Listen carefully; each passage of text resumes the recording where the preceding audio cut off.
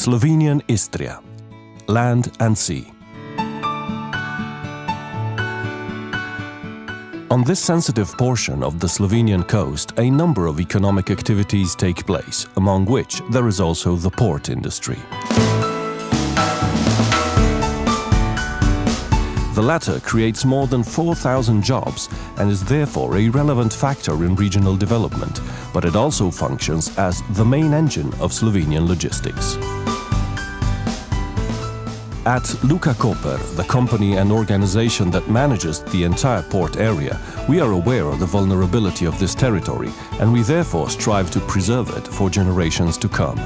To create the conditions for a more pleasant coexistence with the port, in the last decade we've invested heavily in environmental protection and established an advanced system for monitoring and managing negative impact. We are following technological innovations and introducing them in practice. We are improving working processes and cooperating with a number of experts. Our environmental system follows the most demanding environmental criteria of the EMAS scheme. We regularly monitor the quality of air and water, the noise levels, the consumption of energy and water, and also the quantity of separately collected waste. Emissions of particulate matter in the port area can occur especially during handling operations and during warehousing of dry bulk cargo. We have taken several measures to limit dusting, and we regularly study the best practices of European ports. We regularly invest in the modernization of warehousing and handling systems. We clean the transport routes and, if possible, we store dry bulk cargo in closed warehouses. Following the example of a terminal in Rotterdam, in 2013 we introduced an interesting innovation on the coal and iron ore depot. We are now using a residue from the paper industry, paper mill sludge, mixing it with water and sprinkling the depot with it. Therefore, what one sees now is not black piles of cargo, but white piles, as this mixture is creating a firm crust that prevents dusting, while maintaining the underlying cargo quality unchanged.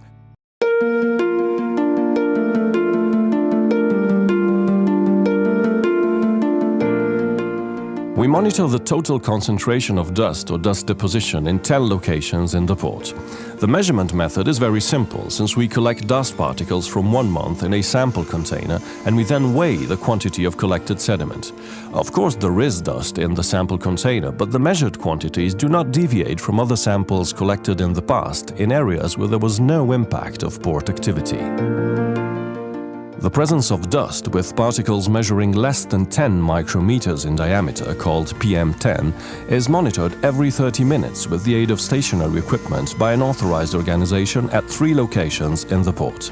The results of the measurements are available to the public on our Living with the Port webpage, and the measurement results are among the lowest in Slovenia. The yearly average concentration of dust particulate in the port of Koper is below the legal limit of 40 micrograms per cubic meter.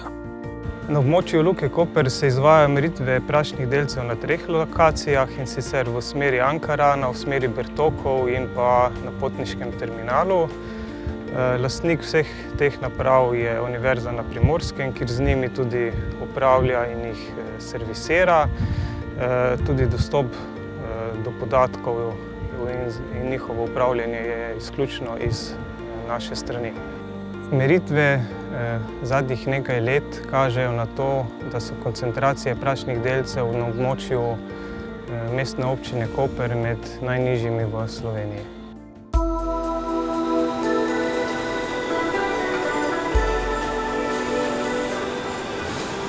An undesired side effect of our activity is also the noise, generated by machines, by equipment and by transportation, including vessels. The level of noise is measured by another authorized organization with the aid of 3 stationary devices at 3 locations in the port, in the direction of the townships of Ankaran, Bertoki and Koper.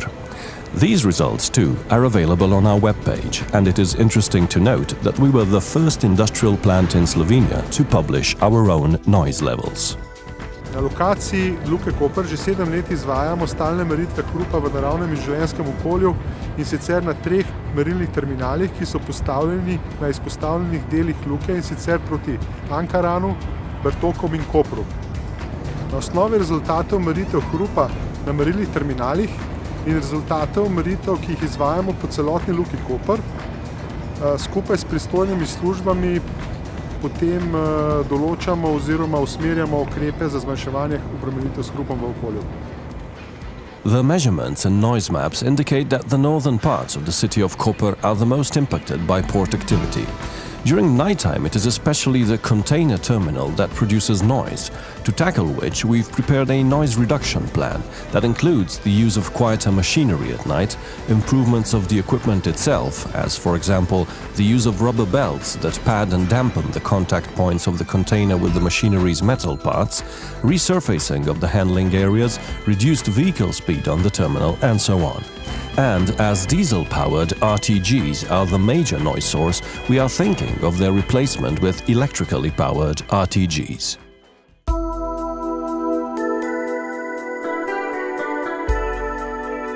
The port is situated in the very proximity of the Szkocjanski Zatok Natural Reserve, a swamp-like oasis that represents the remains of the sea that once entirely surrounded Koper. The reserve has become a popular recreational point and has great environmental importance due to the presence of a variety of flora and fauna species.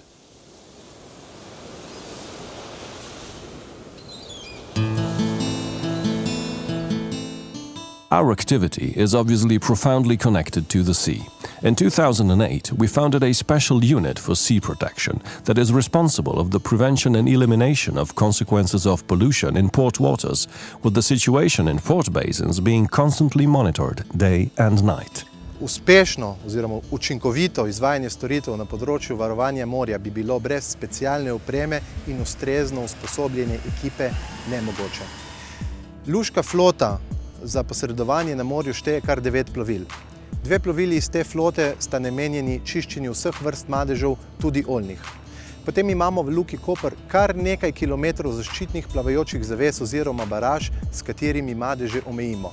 Imamo 4 skimerje, to so naprave za ločevanje olja od vode, imamo ogromno pivnikov oziroma upojnih čreves ter še cel kup potrebne specialne opreme. In case of the arrival of tankers or dry bulk vessels, we engage in strict prevention measures. We surround the berthing place with floating curtains to prevent any eventual polluting spills towards the open sea. Zavedamo se, da se v neposredni bližini Luke Koper nahaja mestna plaža. Zato smo po vseh mejnih točkah Luke Koper namestili senzorje za zaznavanje ogljikovodikov v pogojih zmanjšane vidljivosti. Ti, kadar zaznajo kakršnokoli onesnaženje, sprožijo alarm v naš varnostno-nadzorni center, ta pa potem ukrepa skladno s shemo ukrepanja in obveščanja v primeru razlitij na morju. Among the specialized equipment at our disposal, there is a probe mounted on the green signal buoy in front of the third basin, which measures the general parameters of sea quality: temperature, turbidity, pH factor, salinity, oxygen levels, and wind. Občasno opravimo še bolj detaljno analizo kakovosti morske vode, opravimo potope, preverimo, kako bogato je življenje pod vodo v luškem akvatoriju. Ugotovili smo, da je življenje zelo bogato, kar dodatno priča o tem, da je voda v Luki Koper zelo čista. We are constantly upgrading our sea protection system with the latest knowledge and modern equipment.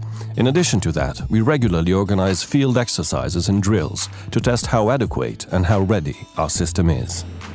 Glavni cilj na področju varovanja morja v Luki Koper je, da bi bilo nesreč na morju čim manj, da se nobeno v Luki Koper nastalo onesnaženje ne bi razširilo izven območja pristanišča, ter da bi nivo izvajanja storitev varovanja morja še v prihodnje obdržali na tako zelo visokem nivoju.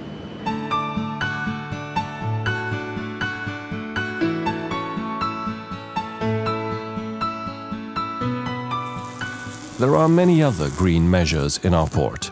We've been collecting waste separately for years now, also producing compost from the organic waste. We take great care in ensuring that the port's appearance harmonically fits its surroundings, which is why we plant trees in the port. The ones that grow particularly well are the olive trees.